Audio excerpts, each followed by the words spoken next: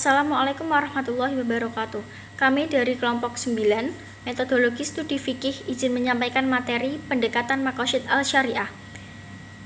Kelompok 9 yang beranggotakan Atina Husna, Mega Nurjana Anisya, dan Wika Pramita. Materi yang pertama yaitu Maqasid al-Syariah. Maqasid al-Syariah menurut Jasar Auda ialah fikih modern berdasarkan Maqasid al-Syariah. Perspektif Jasar Auda berusaha menawarkan konsep fikih modern berdasarkan Maqasid al-Syariah.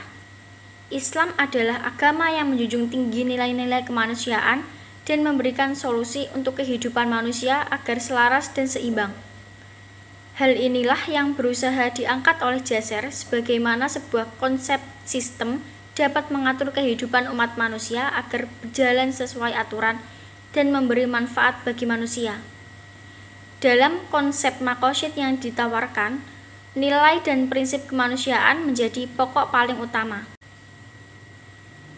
Selanjutnya, pendekatan teori sistem pada teori fikih perspektif Jasar Auda. 1. Kritisi transidentalisasi ijtihad. Jasar secara tegas mengkritisi secara mayoritas ahli fikih yang menggambarkan bahwa hukum fikih yang dihasilkan dari pemahaman, persepsi, dan pengamatan mereka sebagai aturan Allah yang harus ditaati secara mutlak. Padahal fikih sendiri merupakan persepsi dan interpretasi seorang yang bersifat subjektif. Ayat-ayat Al-Quran adalah wahyu, tetapi interpretasi ulama berupa fikih bukanlah wahyu.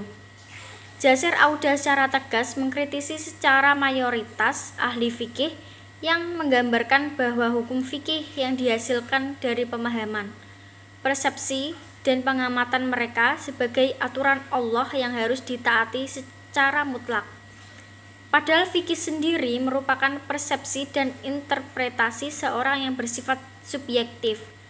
Ayat-ayat Al-Quran adalah wahyu, tetapi interpretasi ulama berupa fikih bukanlah wahyu.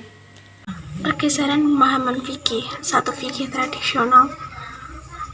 Pada fikih era tradisional digambarkan bahwa peran fikih atau para ahli agama dianggap sederajat dengan syariah dan seolah-olah sederajat pula dengan Al-Quran dan Sunnah atau Hadits tradition. Bahkan apa yang disebut Hadits tradition pun tidak tahu, belum dibedakan antara berbagai klasifikasi hadis. Hadis-hadis misogonik misalnya dijadikan satu.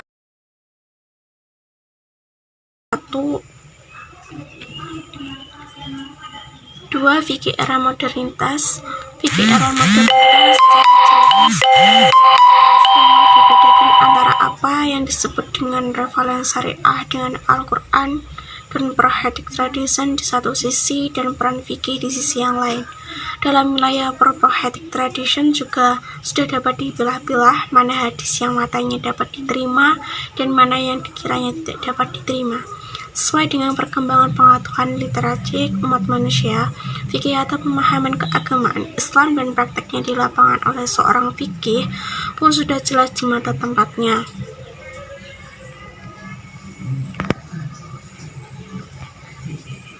Yang ketiga, fikih era postmodernitas. Pada era postmodernitas, selain menggarisbawahi yang ada pada era modernitas, peran fikih jauh lebih jelas lagi dalam memahami agama. Yang baru di sini adalah bahwasanya pemahaman para ahli hukum, agama atau juris selain terinspirasi oleh Al-Quran dan Sunnah, tetapi dia sesungguhnya sangat dipengaruhi oleh pandangan hidupnya sendiri, lingkungannya ada dan di sekitarnya, bahkan tingkat ilmu pengetahuan yang dimiliki umat manusia saat itu. Faktor-faktor ini yang ikut membentuk pandangan hidupnya atau commented worldview. Selanjutnya ada klasifikasi maqasid syariah. 1. Duriyah. Duriyah artinya sesuatu yang semestinya harus ada untuk menegakkan kemaslahatan baik agama. Seandainya hal itu tidak ada, maka rusaklah kemaslahatan dunia, tidak ada berjalan dengan baik kegiatan dunia tersebut. dan dari aspek agama tidak terlepas siksa Allah di akhirat dan berada dalam kerugian besar. Dan demikian maka daruriyah seluruhnya ada 5 macam, yaitu 1. Memelihara agama, 2. Memelihara jiwa, 3. Memelihara keturunan, 4.